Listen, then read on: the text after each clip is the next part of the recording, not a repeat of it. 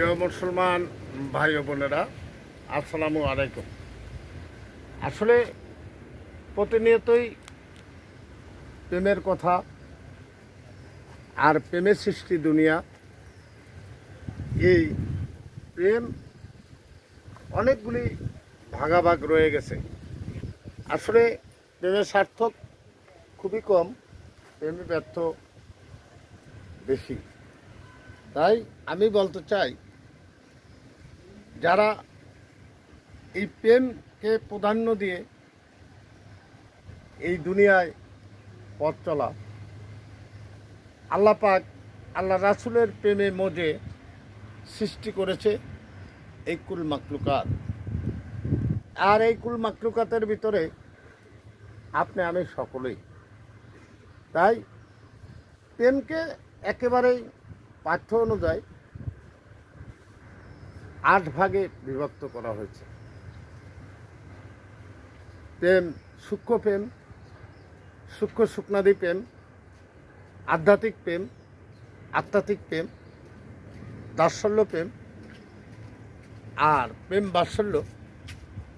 এই যে মধুর প্রেম, অনেকগুলি প্রেমের কথাই উল্লেখ করা হয়েছে।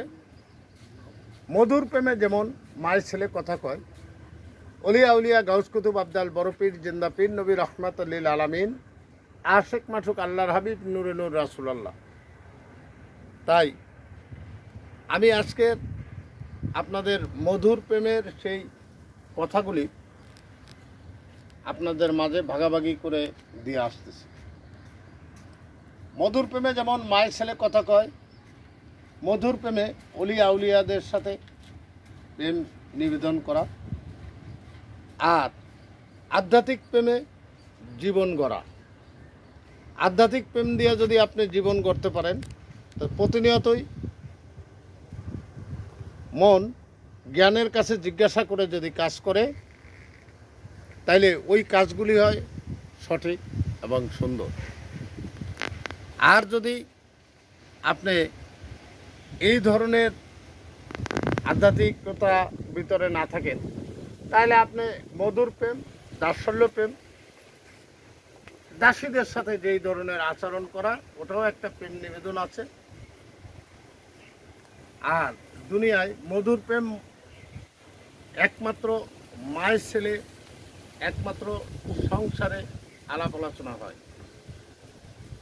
আর স্ত্রীর সঙ্গে যেই প্রেম নিবেদন হয়, সেই প্রেমে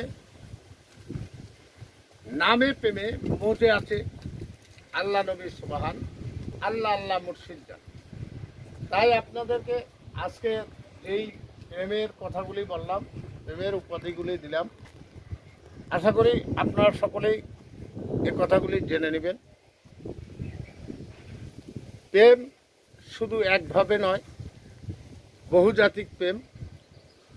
আর একজন মানুষের ভিতরে যদি বহুজাতিক প্রেমের মাল্য না থাকে, প্রেমের পাঠগুলি না থাকে, তার পথ চলতে অনেক কষ্ট হবে। এমনভাবে আপনি পথ চলবেন যাতে ভিন্ন কিছু এসে আপনার মাঝে বাসা বাঁধতে না পারে। আপনার কাছে যেই আল্লাহর স্রষ্টার প্রেম আছে, ওই স্রষ্টার প্রেম নিয়ে আপনি যদি চলাচল করেন, ওই স্রষ্টার প্রেম নিয়ে যদি আপনি দুনিয়ায় বসবাস করেন, তাহলে আপনার জীবনটা সুন্দর ও সুখের হতে পারে।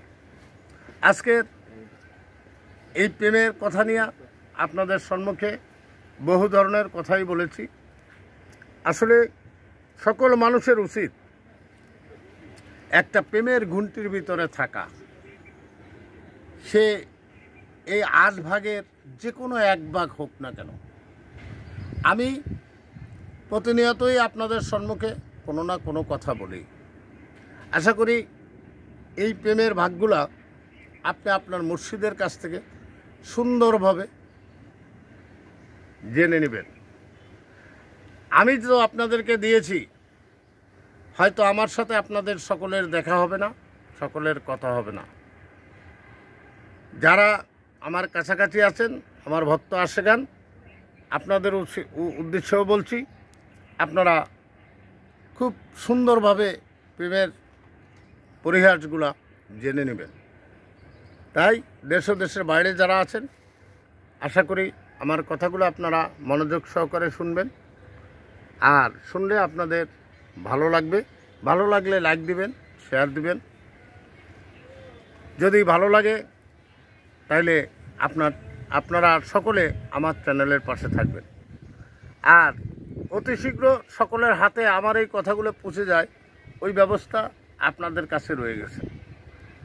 আমি তো আপনাদেরকে যা সব কিছু পুষিয়ে দিতে পারবো না, এখন নেটের যুগ। তাই প্রতিনিয়তই আপনাদের সকলের উদ্দেশ্যে, একমাত্র মানবের উদ্দেশ্যে এই কথাগুলি বলে থাকি। আশা রাখি আপনারা বুঝতে পারছেন। দেখা হবে অন্য কোনো এক জায়গায়। আজকের এখানে রাখছি। আল্লাহ হাফেজ।